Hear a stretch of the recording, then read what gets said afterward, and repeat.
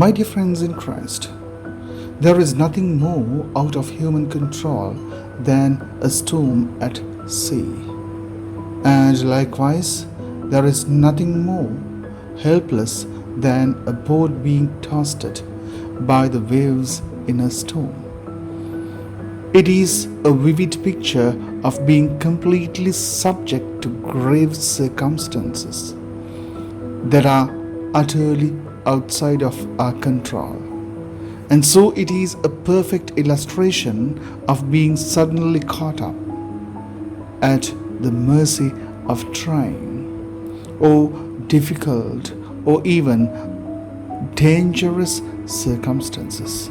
Circumstances in which we are helpless to do anything but cry out to God. When we look at very closely and examine the passage, it can be broken down into 7 specific principles, and it teaches us about trusting our sovereign Lord during the storms of life. The first principle is, even when we follow Jesus faithfully, unexpected storms will come on our way, my friends. To be a disciple of Jesus means to be a follower of Him.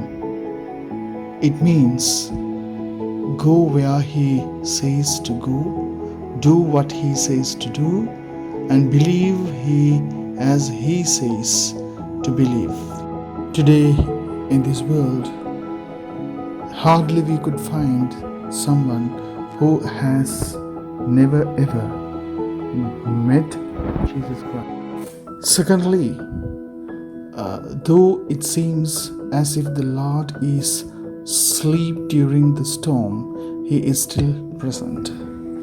So my dear friends, sometimes we fail to see the presence of the Lord, but today the gospel tells us, even at our sleep, the Lord is really present to solve all the matters that we face and that we cannot control.